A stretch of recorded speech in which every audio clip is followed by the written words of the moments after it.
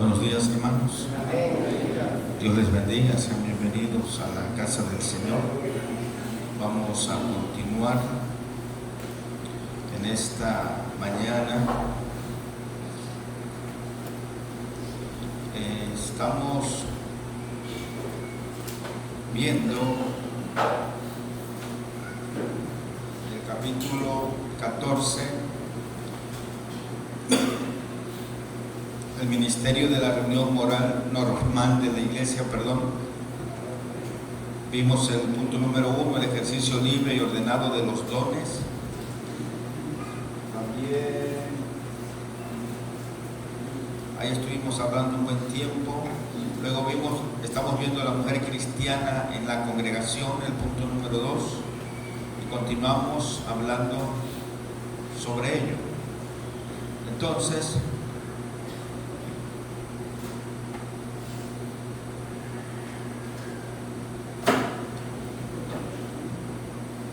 estamos viendo y decimos que los corintios habían de recordar que habían recibido la palabra por medio del apóstol Pablo y de sus compañeros, y que les correspondía someterse a lo revelado, pues nadie les había encomendado una tarea de revisión, o sea, a lo que le habían dicho tanto Pablo como sus colaboradores. Apela a aquellos que se consideran, por supuesto, con razón, como profetas o como hermanos espirituales, echándoles delante el reto que reconozcan por la obra del Espíritu en ellos que las cosas escritas por Pablo como apóstol comisionado e inspirado por Dios, dice que son mandamientos o mandamiento del Señor, como dice el verso 37, que si alguno se cree profeta o espiritual, reconozca que lo que os escribo son mandamientos del Señor.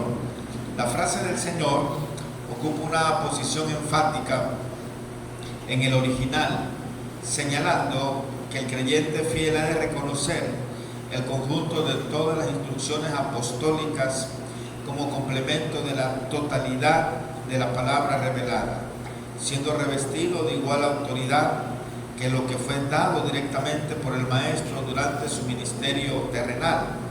De ahí la urgente necesidad de no jugar con la palabra, introduciendo modificaciones que la adapten a las ideas dominantes de nuestros tiempos.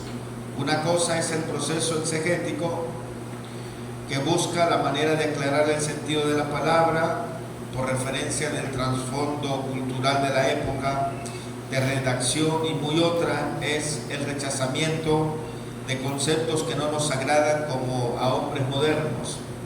La redacción del versículo 38, mas si alguno lo desconoce, él será desconocido, o como dice la versión Reina Valera, mas el que ignora, ignore. Es muy escueta, ofreciendo variantes textuales que dificultan la traducción. Si le estoy repitiendo lo del domingo que vimos, si usted se acuerda.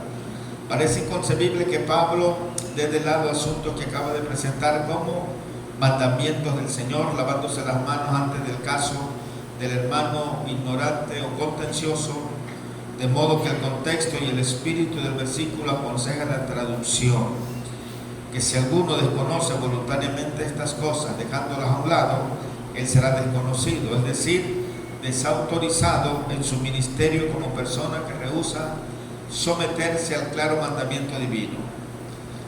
Leemos del verso 39 al 40, a donde dice: así que, hermanos, procurad profetizar y no impidáis el hablar lenguas, pero hágase de todo decentemente y con orden. En todas las esferas de la vida, de la motivación de acciones eficaces, se hallan los profundos deseos que impulsan al hombre a buscar los medios adecuados para su logro. Una iglesia que, para soslayar los problemas inherentes en las instrucciones apostólicas, busca una salida fácil y humana, limita sus posibilidades de disfrutar de la riqueza de la palabra que brota de la vitalidad de todo el cuerpo y del debido funcionamiento de todos sus miembros. Pero si no existe el deseo de recibir dones y de utilizarlos para el provecho de la iglesia, los miembros seguirán en su parálisis espiritual, de acuerdo con todo lo que ya ha manifestado. Entonces Pablo exhorta a los hermanos a que anhelan profetizar por las razones tantas veces expuestas ya, al mismo tiempo siendo el don de lenguas una manifestación del Espíritu. No era lícito prohibir su uso, sino solo limitarlo a una esfera privada o a su empleo en público mediante la interpretación que hubiese don en alguna persona, para interpretar lo que está hablando el hermano o la hermana en lengua. La forma en que se redacta la recomendación del versículo 39 no deja en duda el criterio apostólico sobre la superioridad de la profecía en el misterio público, que viene a rematar las muchas consideraciones anteriores de los versículos del 1 al 25. Vemos el mandato, dice, ¿cuál es? Hágase todo decorosamente y con orden. Resume las instrucciones de los versículos 26 al 38, preferible la traducción decorosamente, ya que entra en el vocablo griego la idea de la forma visible, aceptable y grata del desarrollo del culto de la iglesia. Con orden señala el método y el procedimiento que se han de observar en los cultos. Decorosamente indica el buen gusto que surge de la operación del Espíritu de gracia y de hermosura. Estamos terminando el capítulo 14. Vamos a entrar al penúltimo capítulo, que es el 15.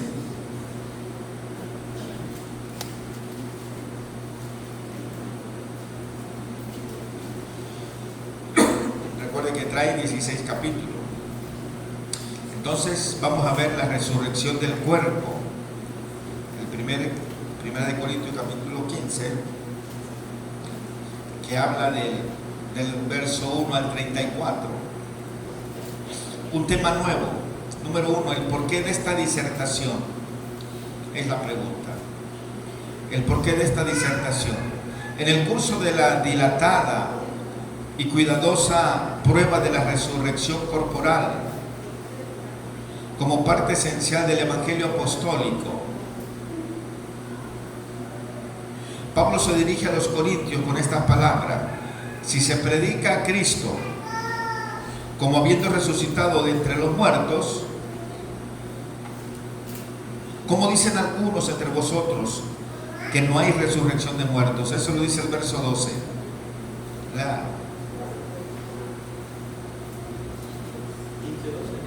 Sí. Pero si se predica de Cristo que resucitó de los muertos, ¿cómo dicen algunos entre vosotros que no hay resurrección de muertos? La pregunta citada revela un estado de cosas de bastante gravedad en la iglesia de Corinto, hermano. Pues un grupo de mayor o menor importancia negaba la resurrección de los muertos.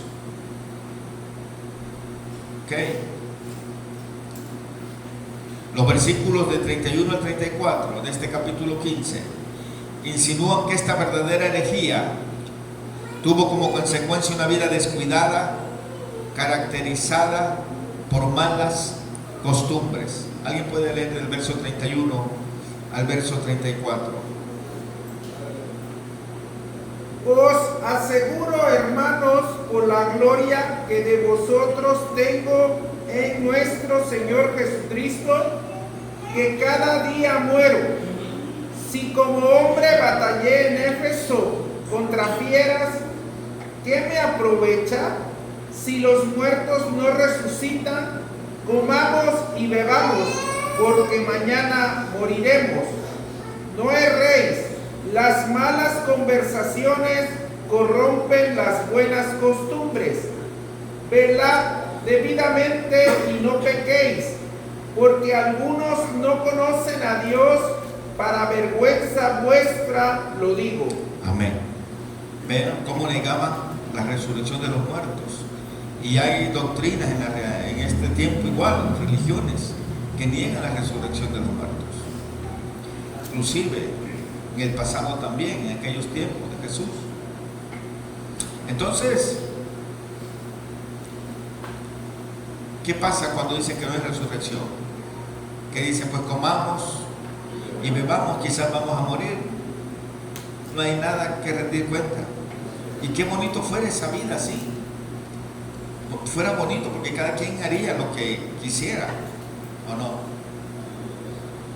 No ibas a, te mueres y se acabó todo. Y esa idea la tiene mucha gente que no conoce la palabra, que no conoce a Cristo. Otro como lo del hinduismo, la reencarnación, que reencarnas en una flor, en una planta.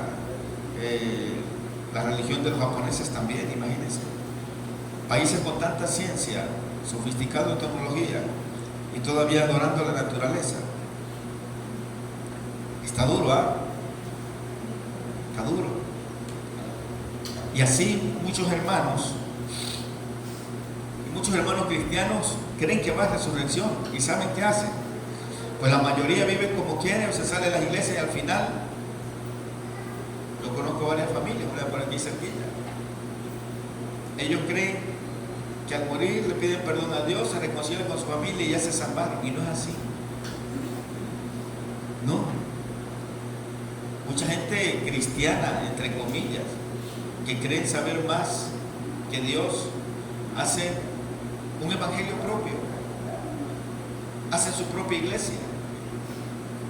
No van a la iglesia porque todos están malos, menos ellos. Y qué bueno, porque no la siguen contaminando. Porque los malos son ellos. Que ahí solamente los hipócritas, sí somos hipócritas, lo reconocemos. Pero reconocemos. Y por eso estamos aquí. Pidiendo la misericordia continua de Dios y pidiendo perdón. Y la gente cree que con estos argumentos van a convencer a Dios. Y Dios le va a decir, tiene razón, ahí en la iglesia son puros hipócritas. Empezando por Abraham. Terminando por José.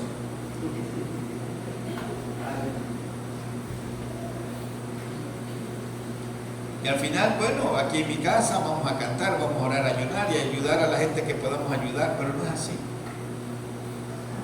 Por eso tenemos que conocer la Biblia. El capítulo 13 de 1 Corintios dice, si yo diera todas mis riquezas, si yo todo lo diera a otras personas. ¿Okay? Si yo tuviera todos los dones y las profecías y no tengo, ¿no sirve de algo? No sirve. ¿Por qué? Porque desafortunadamente el Dios de este siglo vino a cegar el entendimiento de muchos cristianos en la tierra.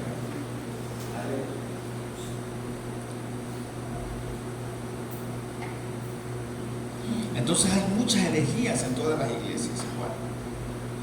Pero por eso estamos aquí pidiendo la dirección de Dios, pidiendo misericordia, pidiendo sabiduría, pidiendo su guianza, que nos sostenga y nos ayude a seguir adelante. Sí, hermano. Y al final Dios nos ayude, que no seamos de ese tipo de personas, que muchos se salen. Y al final, y qué interesante, ¿no? La gente que se queda viva, la familia se queda feliz, ¿no? Sí se salvó, sí se salvó, mi papá, mi mamá, mi hermano se salvó. Ellos oraban mucho aquí, ayunaban mucho, ayudaban mucho. Pero no hay evidencia de que fueran hijos de Dios cristianos. La evidencia se ve. Cornelio hacía eso. Pero cuando dice que fue escuchado por Dios, ¿qué pasó con Cornelio? Dios le reveló y le dijo, manda por Pedro. Mire, yo a veces, Dios no ha cambiado su forma de ser, hermanos. Miren cómo Dios es tan completo para dar instrucciones de todo tipo. Y por eso hay que conocer la Biblia. Y le dice, mándalo a casa de un tal Simón Curtidor, se entiende que un hombre que curtía las pieles, ¿o no? Huele bonito en esos lugares. Pero mira dónde estaba Pedro. Y él te va a decir lo que tienes que hacer. Y a Pedro le dijo lo mismo: van a venir por ti unos hombres, no tengas miedo, ve con ellos. Entonces Dios siempre hace todas las cosas bien, nunca te va a hablar a medias, o sí, o interprétalo como tú quieras, no. Porque esas personas que solamente son ellos, ya Dios les hubiera mandado, les hubiera revelado, ¿no? ¿O no? ¿Qué les hubiera revelado? Va a ir un pastor de acá, de tal lugar, o de tal iglesia de esta ciudad. Hay gente que no tiene paz. Hay gente que va, yo conozco gente que de Jaltipa van hasta Coatzacoalcos a los cultos, imagínense. Para mí que eso no es de Dios. Eso no es de Dios. No hay iglesias en tu ciudad, aunque sea una.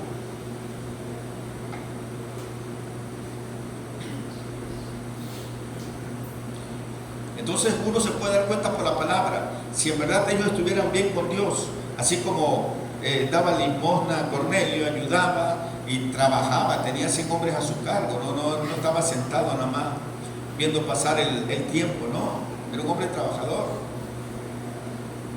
Entonces Dios así actúa, así de esa manera. Y a Dios le hubiera mandado un pastor a esas gentes y lo hubiera ubicado en una iglesia. ¿Por qué? Porque el centro de adoración es la iglesia, donde Dios tuvo un lugar a donde su nombre debe ser exaltado, bendecido, no en la casa. Estoy mal, que alguien me tire una pedrada, pero no me vaya a matar.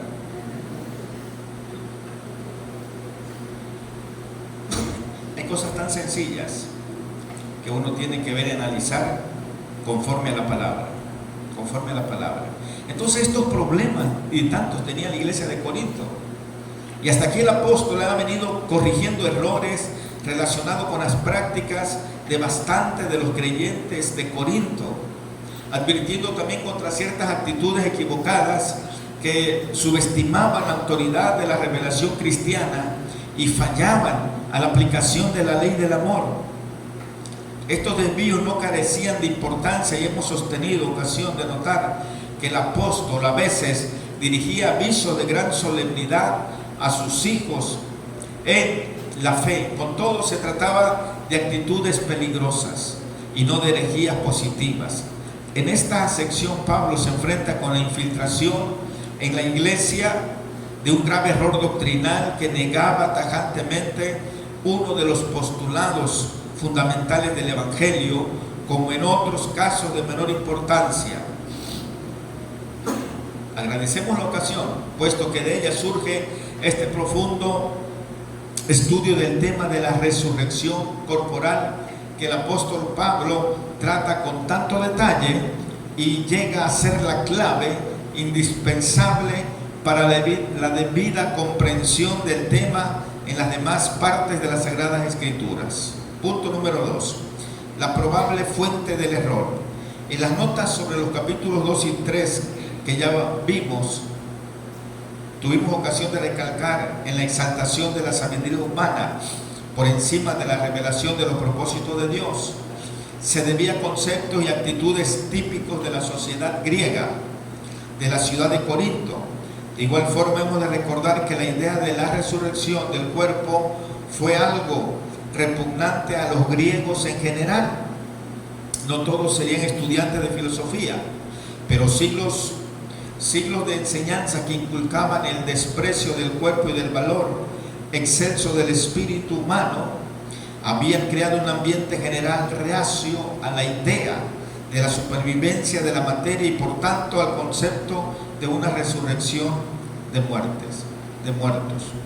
Pablo habrá de explicar que la materia será muy diferente cuando se trate de la del cuerpo espiritual de la resurrección.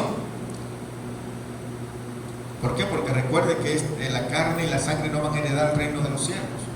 Seremos resucitados en un cuerpo incorruptible, muy diferente al que tenemos.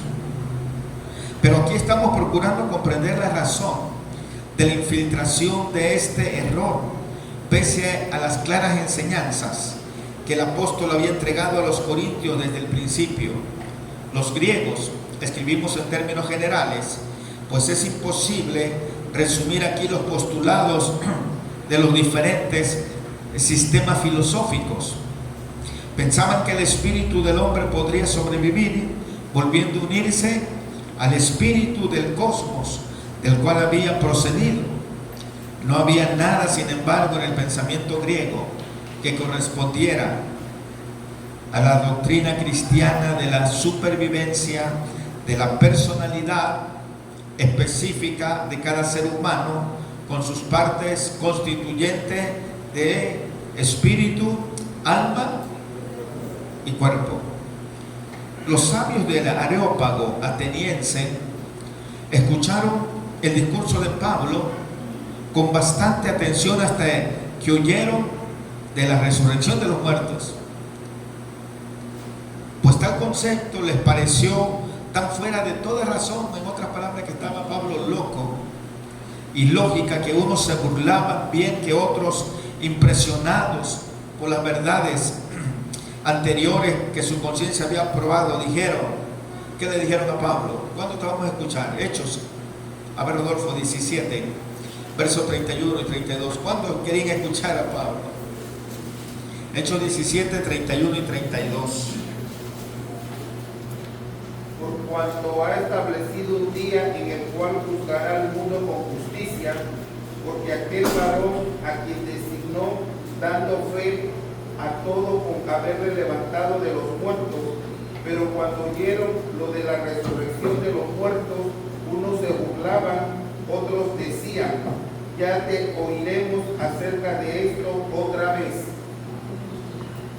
Y así la gente de hoy, sí, luego voy a aceptar, no les interesa el evangelio, no les interesa a Cristo.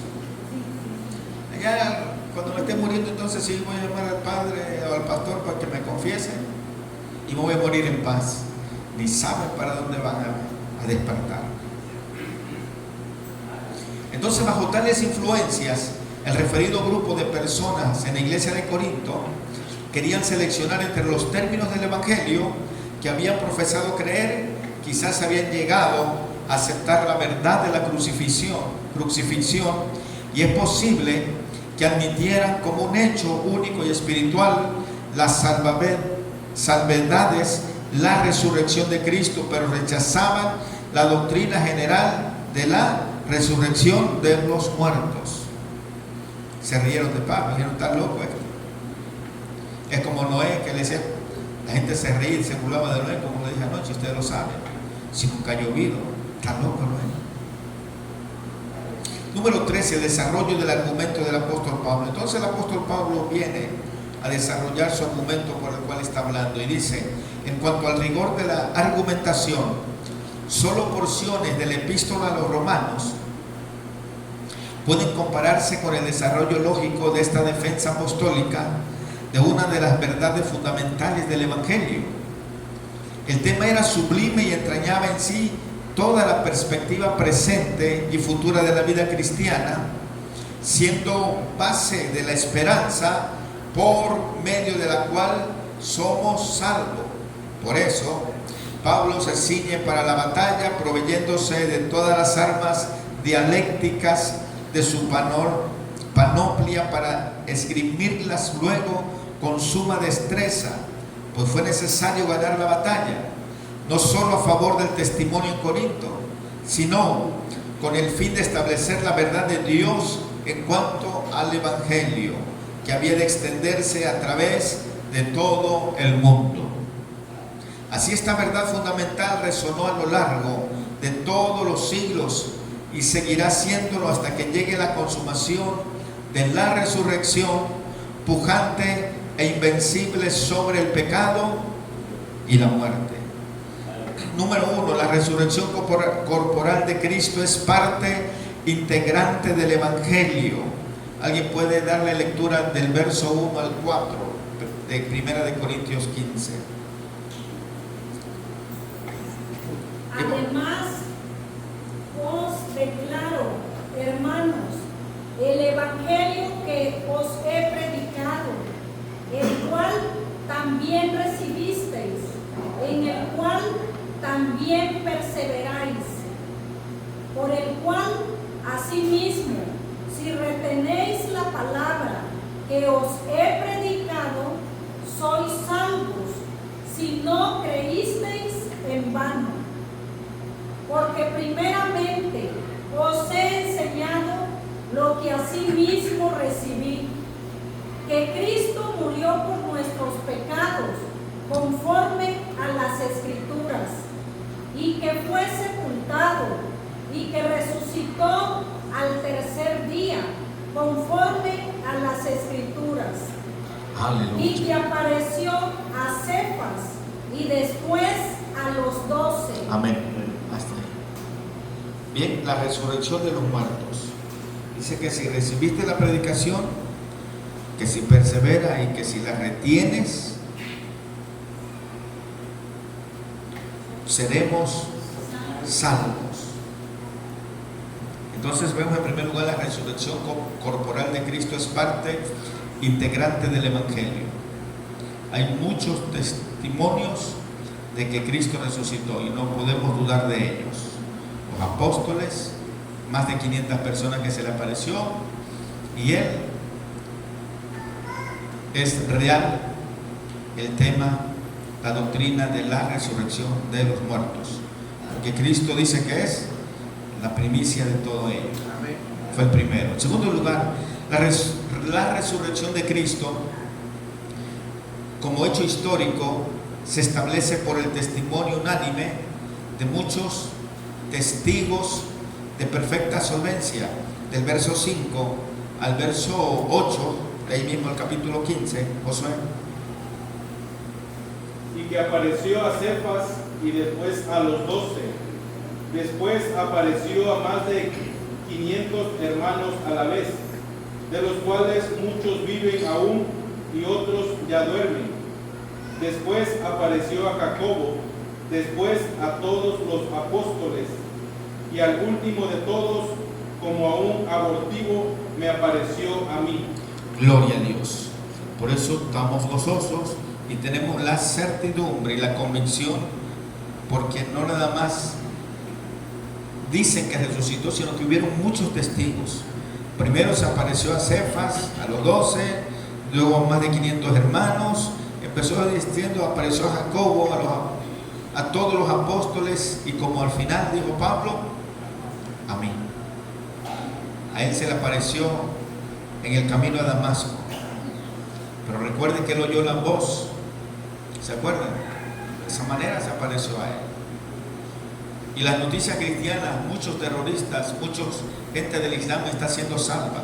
Mire, si usted se pone a ver, la iglesia acá de Occidente está en decadencia espiritual, pero la iglesia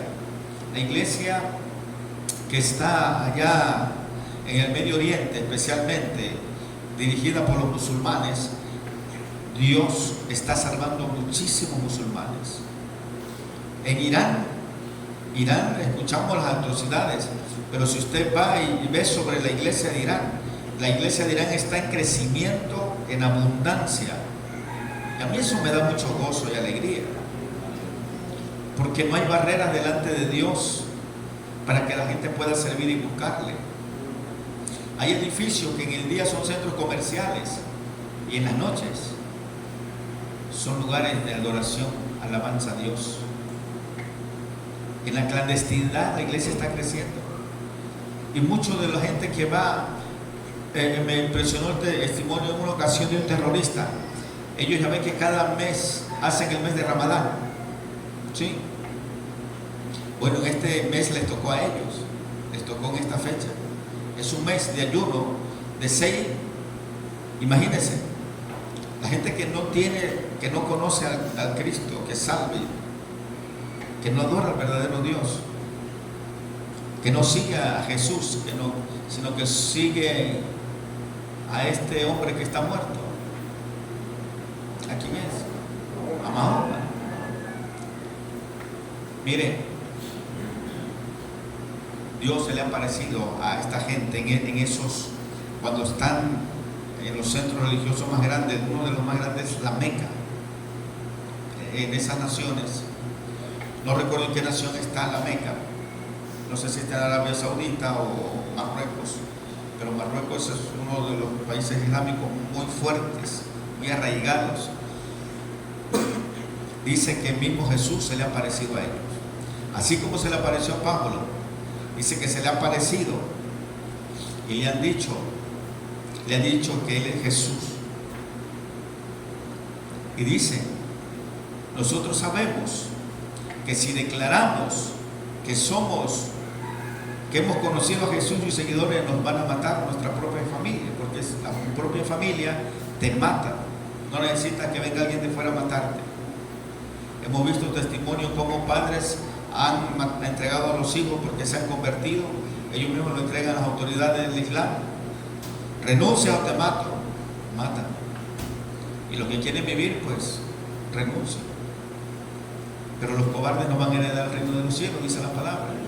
Entonces Dios, así como Dios se ha parecido a Mayolo, por favor, a Conchita. Bueno, por favor, allá. Entonces, así, hermanos, Dios se sigue apareciendo a diferentes personas en esos lugares para dar salvación y vida eterna. Entonces, vemos que la resurrección de Cristo como hecho histórico se establece por el testimonio unánime de muchos testigos de perfecta solvencia, y aún en la actualidad Él sigue salvando y se sigue revelando a quien Él quiere hacer. En tercer lugar, Pablo enfatiza los contactos de los apóstoles con el Señor resucitado, terminando con su propio caso, que también se reviste de un valor testifical. ¿Qué dice Pablo? Como último abortivo, se me apareció a mí.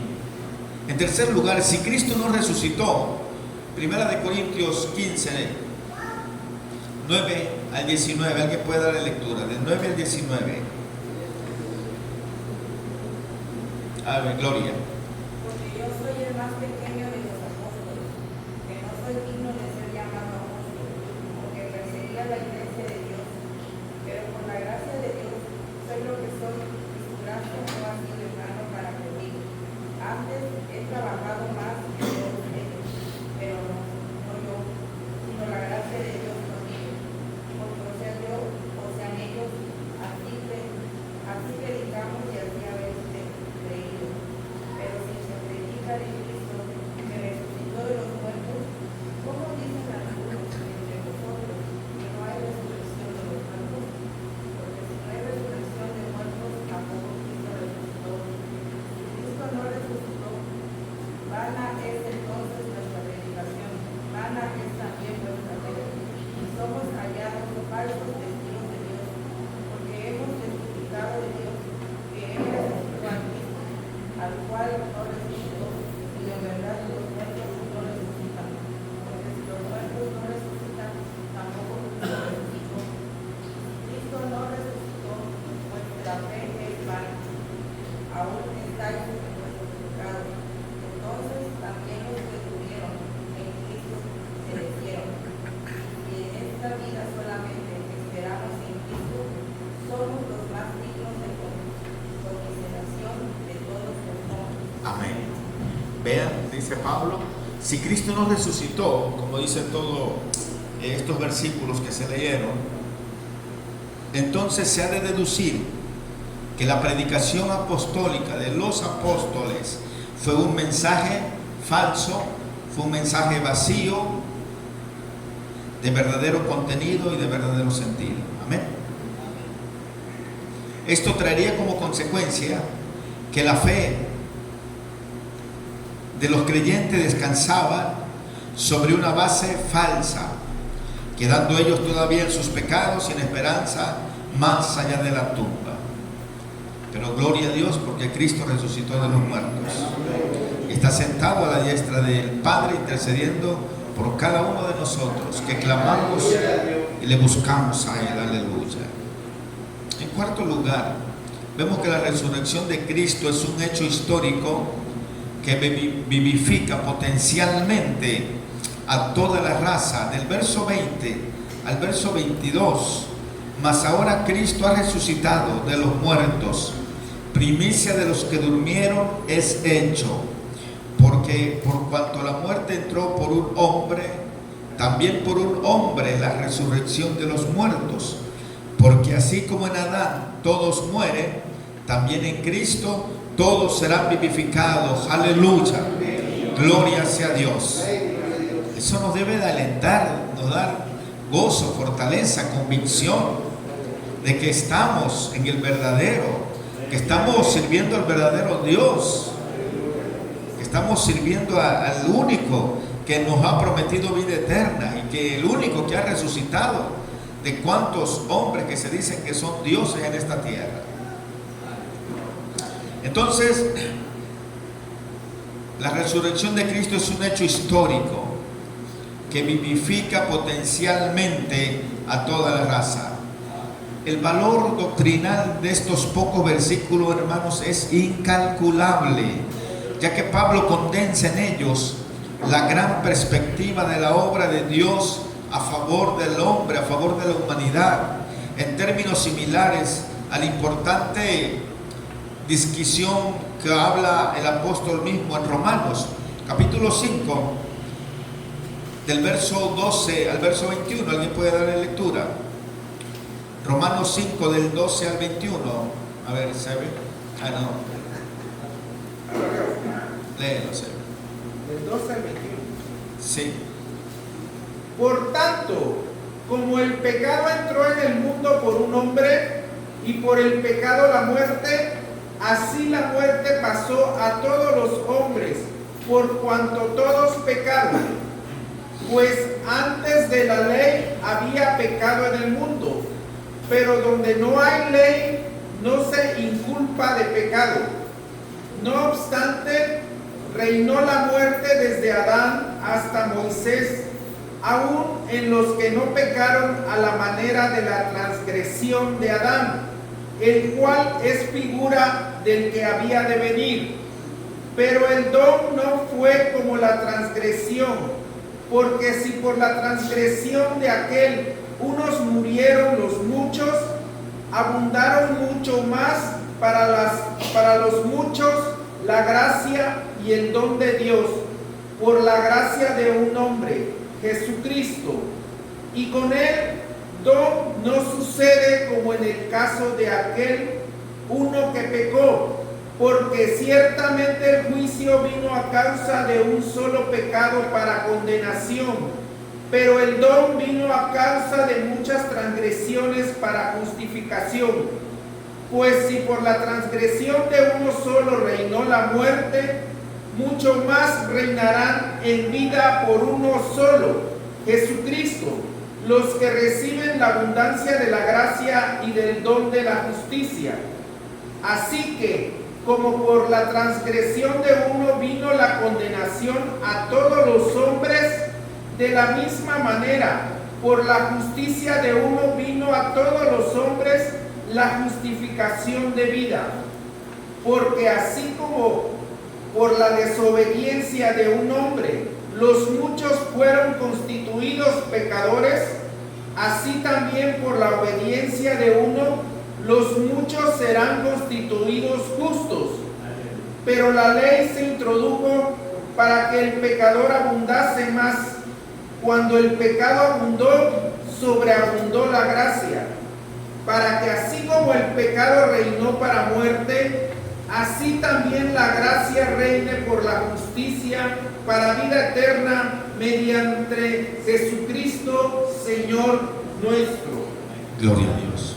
Vean los términos similares de lo que estamos viendo, el valor doctrinal de estos versículos con esta porción de Romanos 5 del 2 al 21, haciendo constar que si bien todos los hombres mueren en Adán, serán vivificados en Cristo. El hecho de la muerte y la resurrección de Cristo como postrer Adán afecta a toda la raza que se halla incorporada en su cabeza. La responsabilidad personal del arrepentimiento y la fe salvaguarda este sublime concepto de la posible deducción errónea del universalismo. Número 5. La resurrección de Cristo lleva implícita en sí la resurrección de los muertos, que se llevará a cabo en distintas etapas hasta la victoria final sobre la muerte. En el verso 23 al verso 28, ¿alguien puede darle lectura? Primera de Corintios 15, verso 23 al 28. A ver, Edith. Pero cada uno en su debido orden: Cristo las primicias, luego los que son de Cristo en su venida, luego el fin, cuando entregue el reino al Dios y Padre, cuando haya suprimido todo dominio, toda autoridad y potencia, porque preciso es que Él reine hasta que haya puesto a todos sus enemigos debajo de sus pies, y el postrer enemigo que será destruido es la muerte, porque todas las cosas las sujetó debajo de sus pies. Y cuando dice que todas las cosas han sido sujetadas a Él, claramente se exceptúa aquel que sujetó a Él todas las cosas. Gloria Pero a luego Dios. que todas las cosas que estén sujetas, entonces también el Hijo mismo se sujetará al que le sujetó a Él todas las cosas, para que Dios sea todo en todos. Aleluya. Vean que como Dios es un Dios de orden. Y los cristianos de esta tierra quieren hacer todo lo que quieren.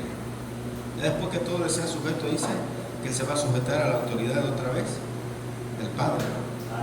Amén. Pero mire,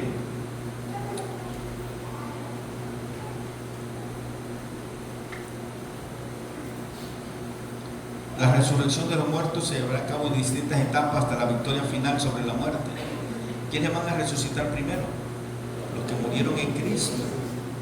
Y los que no murieron en Cristo van a permanecer ahí, hermanos.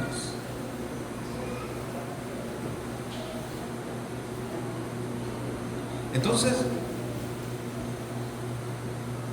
hay muchas preguntas que saltan en nuestra cabeza. Entonces el mundo va a seguir. Entonces todo esto, hay cosas muy interesantes que para muchos va a ser incomprensible esto, pero ¿cómo es posible que Dios, bueno, al cabo Él es Dios? La resurrección de Cristo se considera como primicia que garantiza una gran cosecha. El orden del versículo 23 es el orden de la resurrección. Los que son de Cristo serán levantados en la parusía. Parusía es la venida de Jesús, ¿ok? Cuando Él aparezca. El fin del proceso de la resurrección se ve relacionado con la consumación de la gran misión del Hijo, quien entregará el vasto reino a su Padre, y ya sujeto y reconciliado, entonces el trino Dios será de nuevo todo en todos. Amén. El postrer enemigo y vencido será ¿quién? La muerte, que determinará el fin de la aplicación de este principio de nueva vida, de vida de resurrección por medio de aquel que es resurrección y vida.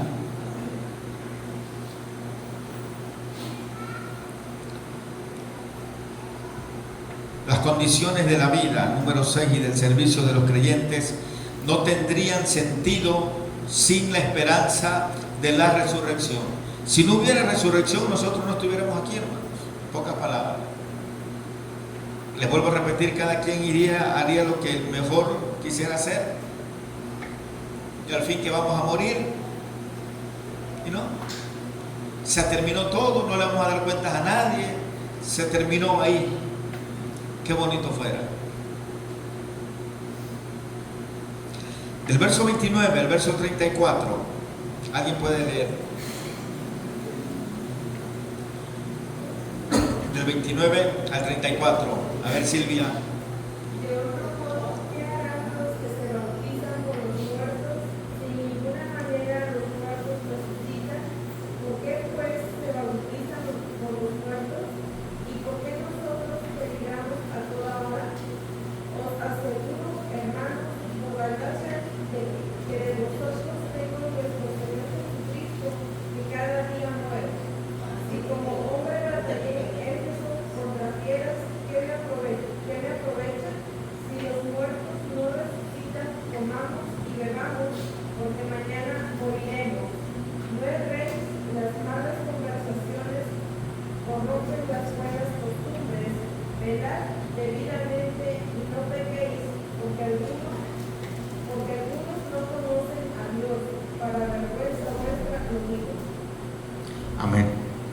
Pablo cita el significado del bautismo y las condiciones de su propio servicio.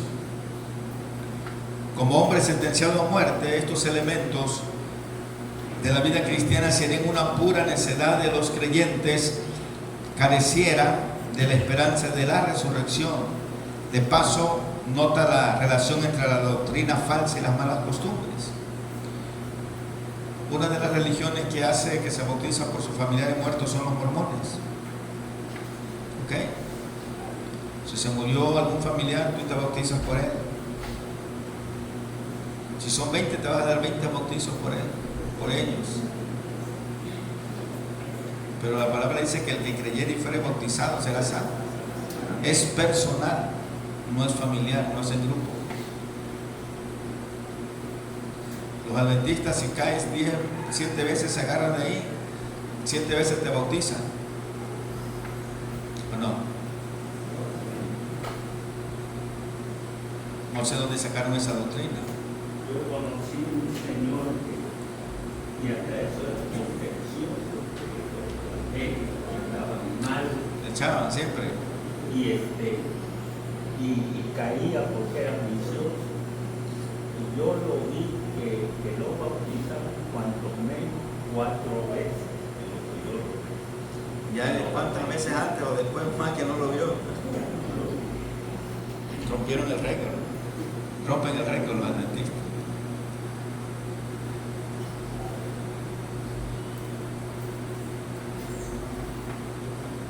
Por eso es bueno conocer, hermanos, el fundamento de las iglesias, de las doctrinas. Porque el esposo de Elena se equivocó. Que Cristo venía, le puso fecha 1800 y fracción. Entonces, como se equivocó, Elena tomó las riendas. Ya le dio otro giro.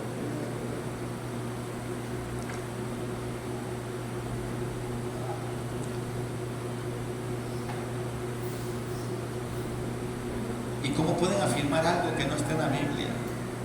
Cuando Jesús dice que Él ascendió a los cielos y se sentó a la diestra de Dios Padre y está intercediendo. Ellos dicen que Jesús vino, pero empezó a reinar, del lugar santo al lugar santísimo, o sea, del lugar abajo acá al lugar santísimo, es como nosotros le llamamos, igual. Este es el lugar santo, y acá arriba muchos le llaman el lugar santísimo. ¿Okay? Pero la historia habla de ella, que cuando fue pequeña fue muy enfermiza, recibió muchos golpes, miraba muchas visiones y muchas cosas. Y por eso dicen que muchas cosas le fueron así. Pero si tú le dices eso a adventistas, dicen que no. Yo no sé si en la actualidad tengan a otro profeta más grande que ella o no lo sé. Pero todos sus escritos, ellos en ninguna, si usted escucha a ellos en todas sus predicaciones, la mayoría que pasan, como dice la hermana Elena G. de Guay, también dice ministra. Citan el libro, la página. Sí, en el libro fulano de tal, página tal, dice. O ellos ellas la tienen como una autoridad apostólica, podemos decir. Que lo que diga escrito, eso es, cuando no es así. La autoridad de nosotros es la palabra. Porque esta palabra sí es viva. Lo demás que escriben los hombres y mujeres de Dios, sí es palabra, pero no es lo mismo, no puede compararse a la autoridad. Es como, les vuelvo a repetir, conozco a diferentes personas, diferentes de la luz del mundo, por ejemplo. Yo trabajo con un compañero y él no te puede decir hermano si tú no eres de su religión. Pero mire, Anasón, ¿a dónde está metido su dirigente a nivel mundial? ¿Y de qué tanto lo acusan? Dice que si tú vas a mi iglesia te puedo llamar hermano, si no, no te puedo llamar hermano. Y no me llames hermano, tú no te preocupes por mí. Tú preocúpate por ti, le digo. Digo, yo sé dónde estoy, para dónde voy. Y no nada más aquí, unas muchachas en Acuña igual. me querían pagar el pasaje. Ya ves que Guadalajara tienen, en Jalisco, no sé si en mero Guadalajara tienen una ciudad, en medio de la ciudad, la luz del mundo. Si usted va viajando de aquí a Puebla, por Puebla, tienen edificios grandes ahí, iglesias grandísimas. En Guadalajara, ahí tienen su centro de operaciones, ahí. Y me decían, vamos. Él sacaba sus vacaciones en una fecha que tenían que ir para ir a trabajar una semana gratis. Dice, yo te voy a pagar todo, ahí nos dan hospedaje, pero yo te voy a pagar todo, hermano. Digo, yo te aviso, pero como nunca le dije nada. Entonces la gente se aferra. Ellos no tocan instrumentos. Me sale una muchacha acá en la frontera, me dice, es que, digo, ¿por qué no usa música? Yo me pregunto, ¿no? Porque me vio con la guitarra una tarde. Yo iba a la iglesia a practicar, tuve una rondalla. Entonces, ella me vio y dice, ella iba a comprar ahí, por ahí cerca, una tienda que había. Y con sus faldas igual largas hasta abajo y cubierto su cabello. Digo, mira, digo, ¿y por qué es malo la música? Sí, dice. Digo, ¿quién te dijo eso?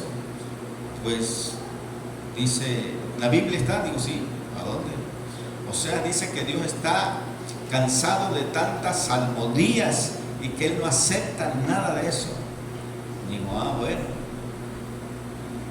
Digo, qué bonita doctrina tienes. Digo, pues adelante, sigue adelante, te vas a perder junto con todos tus líderes. Porque después de todo yo soy muy directo también para hablar así, a mi manera, pero directo.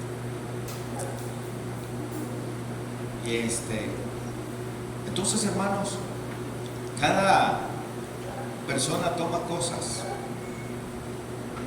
Y conozco otras situaciones más de otras religiones, pero uno debe saber en dónde está. Uno debe saber lo que estás haciendo. Job, recuerden que Job dijo, yo sé a quién he creído. En otras palabras, nosotros debemos saber a quién estamos sirviendo. Nosotros debemos saber a quién le hemos entregado nuestra vida. Nosotros debemos saber a dónde estamos y para dónde queremos ir como hijos de Dios. Entonces, y así se bautizaban en aquel tiempo por los muertos. Número 7, la pregunta, ¿con qué cuerpo vendrán? Miren, Dios realiza su obra tan rica en su diversidad por medio de muchos diferentes tipos de cuerpo. Del verso 25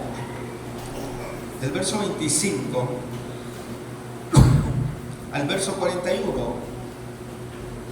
pero ya leímos hasta el verso ¿qué? 34, leamos del 35, entonces, no, del 34, del 35 leamos entonces, para continuar adelante, al 41.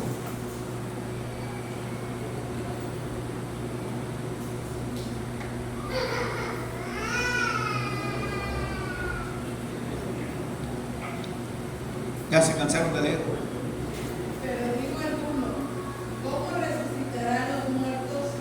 ¿Con qué cuerpo vendrá? Necio, lo que tú siembras no se vivifica si no muere antes. Y lo que siembras no es el cuerpo que ha de salir, sino el grano desnudo, ya sea de trigo o de otro grano. Pero Dios le da el cuerpo como Él quiso, y a cada semilla su propio cuerpo. No toda carne es la misma carne, sino que una carne es la de los hombres, otra carne la de las bestias, otra la de los peces y otra la de las aves. Y hay cuerpos celestiales y cuerpos terrenales, pero una es la gloria de los celestiales y otra la de los terrenales.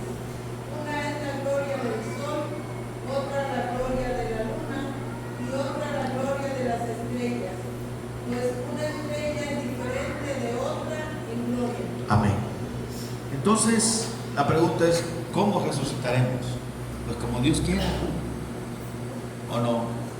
Él daba una explicación clara Una es la carne de los animales, de los hombres, otra de las aves, y Él reviste como quiera hacerlo.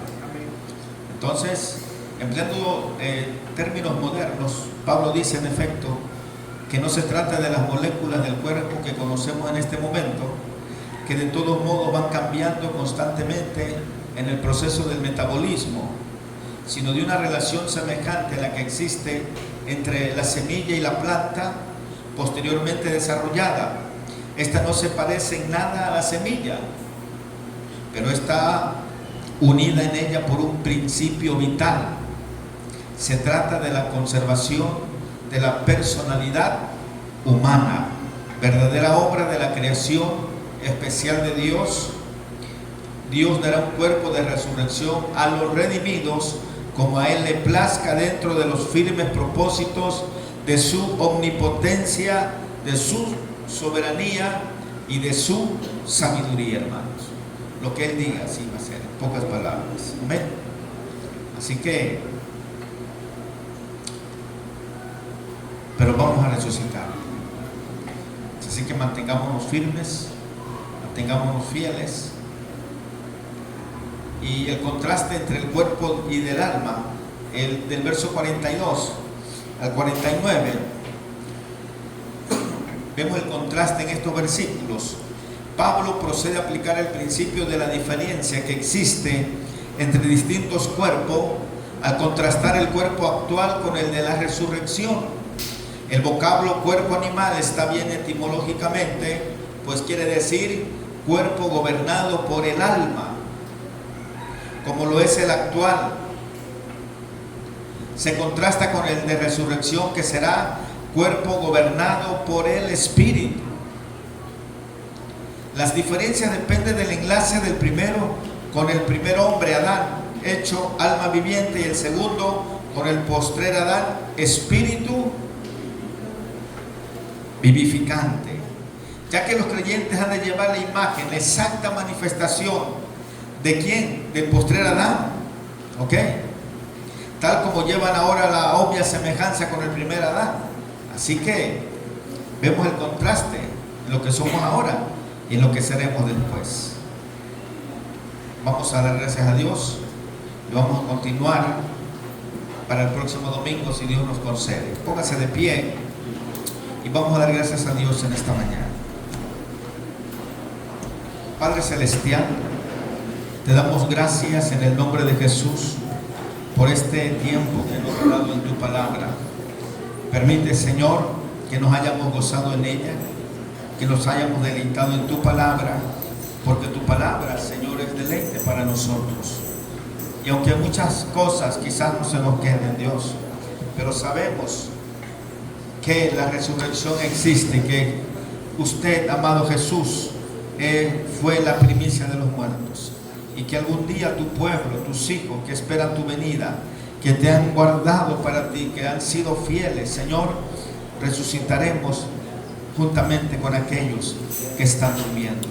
Ayúdanos, que no desmayemos, que no nos cansemos de esperar, que no vacilemos, Señor, porque tú vendrás, y vendrás, Padre Celestial, por un pueblo que te está esperando, por un pueblo que está guardando tu venida, por un pueblo que se deleita en tu presencia, por un pueblo que anhela ver tu gloria, Señor. Gracias te damos. Fortalécenos y anímanos, y que nada ni nadie de este mundo nos haga estancar, menos retroceder, sino que avancemos mirando a Cristo, el varón perfecto, cada día. Ha llegado el momento de alabar y bendecir tu nombre.